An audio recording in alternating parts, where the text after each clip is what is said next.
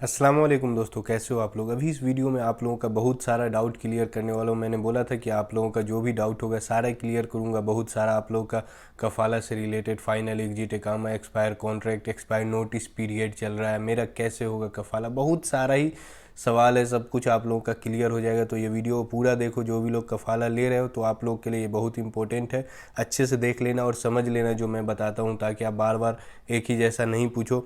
देखो भाई, अगर 60 दिन तक रिक्वेस्ट नहीं आती है तो क्या हुरूब लग जाएगा।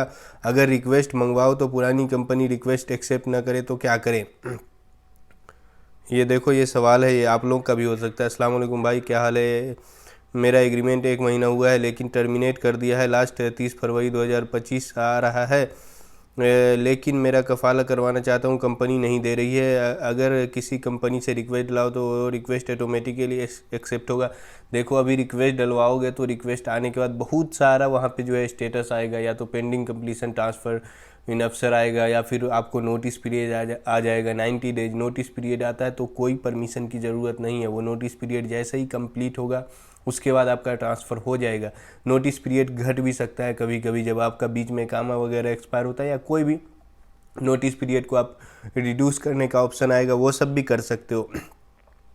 ठीक है, वो सब देख लेना। बाकी आप लोग अभी चाहते हो, कंपनी का इतना परमिशन की ज़रूरत नहीं है। अगर टर्मिनेट कर दियो तो ज़रूर मंगवा लो, अगर नहीं मंगवाओगे तो हुरूब लगेगा। ठीक है, ये बात एकदम सच है कि हुरूब लग भी रहा। अगर आप लोग कॉन्ट्रैक्ट ख़त्म होगा और कोई रिक्वेस्ट नहीं रहेगा किसी भी कंपनी का तो आपको हुरूब लग जाएगा। भाई मुझे 6 महीना हो गया और मैं फ़ाइनल एग्जिट लगा कर घर जाना चाहता हूँ। वापस जाने के लिए टिकट का पैसा कफील देगा या मेरे पैसे से होगी। 6 महीना हुआ है भाई, पहले तो ये देखो कि फ़ाइनल एग्जिट देगा भी या नहीं, क्योंकि कम से कम तो 1 साल का कॉन्ट्रैक्ट होता है। अगर आपका कंपनी रेडी है, आपके एग्रीमेंट में क्या है नहीं है, वो सारा चीज़ उस पर डिपेंड करता है। होगा लिखा हुआ तो कंपनी को देना है। हमारा कॉन्ट्रैक्ट रिन्यू है, इकामा एक्सपायर है तो ट्रांसफ़र हो सकता है, बिल्कुल हो सकता है भाई। मैंने न जाने कितने वीडियो में बोला है, कॉन्ट्रैक्ट अगर वैलिड है, इकामा एक्सपायर है, आराम से होगा। उसका कॉन्ट्रैक्ट एक्सपायर है, इकामा वैलिड है, फिर भी होगा, कोई दिक्कत नहीं है। बहुत सारे लोगों का ऐसा सवाल होता है। ठीक है भाई, मेरा वीज़ा 14 अप्रैल का वीज़ा ख़त्म होने वाला है, लेकिन कंपनी इकामा नहीं बना रही है। तो वीज़ा ख़त्म होने के बाद मकतब अमल से खुद इकामा बन सकता है। इकामा जो है आपको जवाजात के बाहर बहुत सारा मुकातिब होता है, वहाँ पे मैंने आपको बोला है कि वहाँ पे जाओगे आप अपना, तो वहाँ से आप अपना इकामा बनवा सकते हो। इकामा बनवा के अपना कहीं भी ट्रांसफ़र ले सकते हो, कोई दिक्कत नहीं होने वाली है। बहुत बार आप लोगों को बता चुका हूँ मैं। ठीक है, अस्सलाम वालेकुम भाई, मेरे पर कॉन्ट्रैक्ट नहीं है। मैं दूसरी कंपनी से रिक्वेस्ट मंगवा के एक्सेप्ट कर लिया। 90 डे नोटिस पीरियड चल रहा है। मेरी कंपनी ट्रांसफ़र देने को मना कर रही है। मैं नोटिस पीरियड कंप्लीट होने के बाद ट्रांसफ़र हो जाएगा। मेरी जो कंपनी है वो जो मेरा 6 साल का है हिसाब वो नहीं देगी। अगर मुझे कैसे निकलना है, वो केस करना पड़ेगा क्या।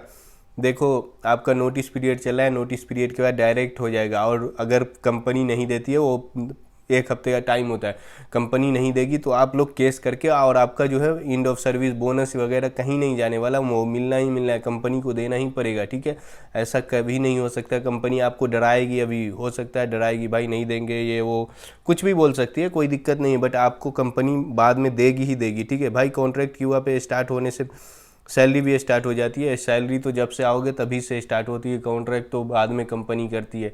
देख सकते हो आप लोग, बहुत सी बेसिक बेसिक सवाल होता है, बट मैं सबका जवाब देने की कोशिश करता हूँ। प्लीज़ सर बताना। मैं 9 साल से काम कर रहा हूँ कंपनी में, अब दूसरी कंपनी में जाना चाहता हूँ। रिजाइन करके हुरूब लगेगा, हुरूब होगा या फिर कोई और नुकसान होगा। भाई आप अपना पहले कॉन्ट्रैक्ट ख़त्म करो, उसके बाद चले जाओ। ठीक है, कॉन्ट्रैक्ट ख़त्म करके जाओगे तो आपको सारी बेनिफिट वगैरह भी मिलेगी।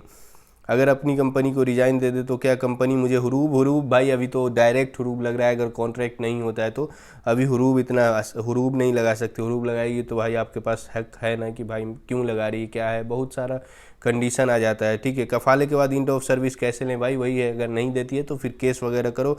वैसे इसके ऊपर अच्छे से एक डिटेल में वीडियो बनाता हूँ भाई। क्यूआ पे कॉन्ट्रैक्ट 5 साल का है, सऊदी आए हुए 15 मंथ हो गया है, क्या ट्रांसफ़र हो सकता है। देख सकते हो, मैंने बहुत बार बोला है आप लोगों को, इसलिए बताता हूँ कि भाई कॉन्ट्रैक्ट करने से पहले देख लिया करो। इतना जल्दी अब कहाँ से होगा, 15 महीना ही हुआ है, 5 साल का कॉन्ट्रैक्ट है, कोई भी कंपनी आपको अलाउ नहीं करेगी, जाने नहीं देगी। ठीक है, इसीलिए कॉन्ट्रैक्ट करने टाइम पहले ही ध्यान दिया करो कि कॉन्ट्रैक्ट आप कितने दिन का कर रहे हो और कितने साल आपको रहना, कंपनी सही है नहीं है, कभी भी चेक करके कॉन्ट्रैक्ट वगैरह करा करो। 1 साल के बाद ट्रांसफ़र कैसे होगा भाई, वही है, आपका कॉन्ट्रैक्ट ख़त्म होगा तभी होगा। 1 साल बाद ट्रांसफ़र हो सकता है, बहुत सारा कंडीशन है, ऑलरेडी मैंने उसके ऊपर बहुत बार वीडियो बनाई है। आप कॉन्ट्रैक्ट टर्मिनेट करके ही ले सकते हो और कुछ नहीं है। हाँ, इकामा वगैरह एक्सपायर होता तब भी हो सकता है, ठीक है। यही सारी चीज़ें हैं जो मैंने आई थिंक बताया। वीडियो लंबी हो रही है, मैं फिर नेक्स्ट वीडियो में आप लोगों का जो भी सवाल आएगा आप लोग कमेंट में पूछ सकते हो। जो भी डाउट होगा आप लोग का मैं आगे आने वाली वीडियोज़ में क्लियर करूँगा। Thank you for watching, see you in next video.